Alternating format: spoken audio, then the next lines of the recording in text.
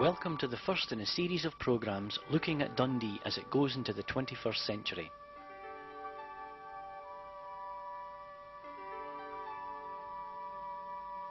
The value of a programme such as this may not be obvious to us as we enter the new millennium. But in another 100 years, historians and our children may want to look back to see what life was like in Dundee in this era.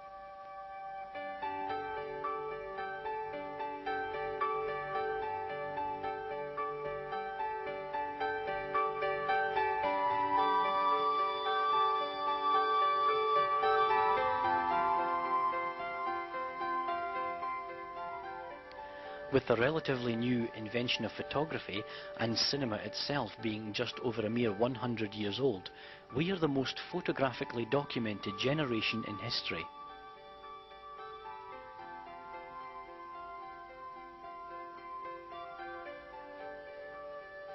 While it is fascinating to look back at old black and white footage of Dundee, wouldn't it be wonderful to turn up the sound and listen to the sounds of a city and the voices of its people?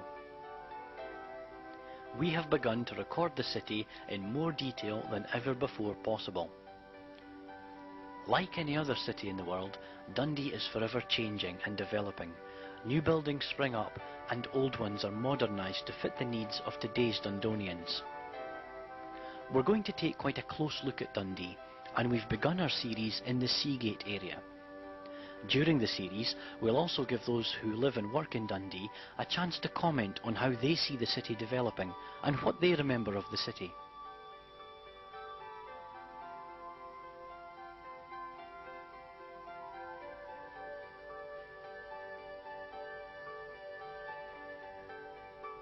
The new bus station is by far the most noticeable change in the Seagate in recent years. Almost everyone you talk to from Dundee will agree that the old bus station was well overdue for redevelopment.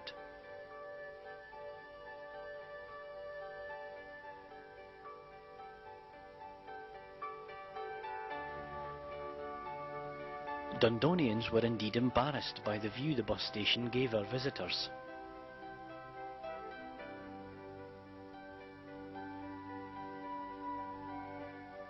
The new bus station has pulled its socks up and arrived in the 21st century. The cold and windy stances of the past have been replaced by a smarter glass frontage, giving passengers more protection from the elements. There's still a newsstand, and this has been included within the new station.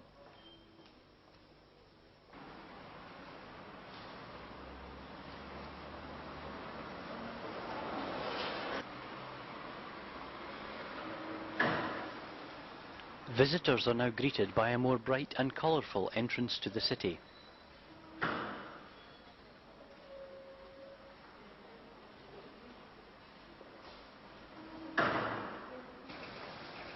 Moving out onto the Seagate itself, the takeaway and former paper shop was also given the benefit of a facelift during the new development. And no one can fail to notice the automatic toilet installed in the last few years. No doubt this has come to the assistance of many a traveller, no matter what time of day they arrived at the station.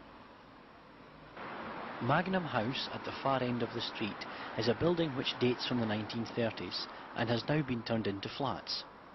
Next to this is a relatively new block of flats built by a local housing association. Looking on to Trades Lane, the McLeish Brothers premises, which has been located here for 24 years, continues to distribute fresh food to the company's many local branches. To start off with, we actually filleted our own fish from here, and as I say, it was also the general warehouse as well. The fish was, we had about 9 people employed here filleting fish, and steadily as through the years we found that eventually, instead of employing, to have it done here, we were finding it increasingly, as costs were rising, to actually buy it in processed. In the Seagate here, we have upstairs a kitchen, and this is where we're finding the business is more coming on from. We prepare our own, we have our own Indian chef who prepares our own Indian meals. We do all our own salads. Instead of buying them in, we prepare them fresh, we know exactly what goes into them. A lot of people, instead of going home and cooking, they're looking for something ready, just quick to prepare. The reuse of some of the city's old warehouses and mills has been very much a feature in recent years, bringing more and more people back into the centre of Dundee. This building next to McLeish Brothers has also been turned into flats. These days, the police are always present in the Seagate. If you look closely, you can see the policeman in this picture. Actually, he's up here. This television camera is linked to Tayside Police and is one of a number of cameras which allow the police to watch over the city without actually being present. There has been a significant reduction in crime within the city centre since their introduction, and there are plans to install these across more of Dundee, not just the city centre.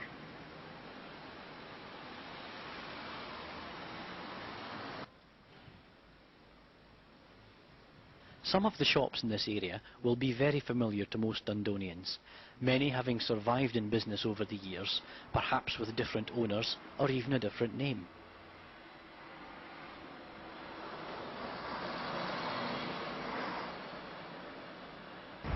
I'm Paul McGregor, I'm proprietor of Diamond Deals. It wasn't always called Diamond Deals, it was called Dundee Second Hand Store before that. But basically it's the same shop with a different trading name. Basically it's a fantastic trading area. St Andrew Street, you've got buses coming down, well they've changed the bus routes recently, which means more throughput of people to this sort of end of the town. Prior to that they used to go down Victoria Road, and so a lot of people missed this side of the Wellgate centre, if you like.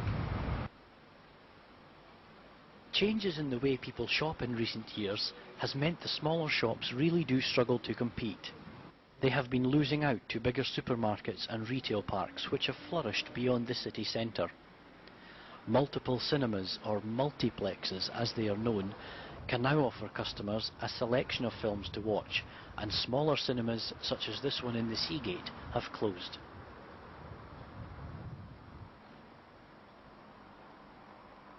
This building is to become a large restaurant later this year.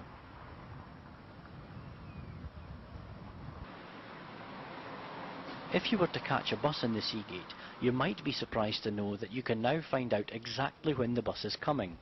There are now a network of electronic signs delivering what is called real-time information to bus passengers. This means that even if a service is running late, you can still be told the time of arrival on the signs.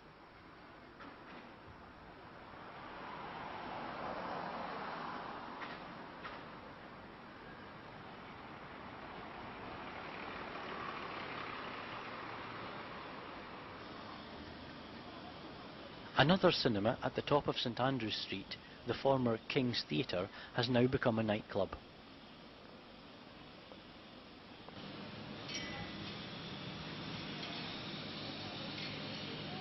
But alongside these big developments and large stores such as Marks and Spencer, some smaller shops continue to offer customers that more personal service, as ironmonger David Bottoms explains. We are the last of the city centre ironmongers, and before that it was actually the Dundee Eastern Cooperative Society, and then it lay empty for a lot of years. Now I went into it and started up an ironmongers, because I used to work with Dundee's biggest ironmongers, who was George Stephen and Son in Castle Street, who people associate with. When they left Dundee and decided to give up, I decided to start in business. Trade-wise in the city, it's not been very good. I think you'll find most people tend to agree with me on that Dundee's going through a very much a changed phase, where we've lost most of our, in fact,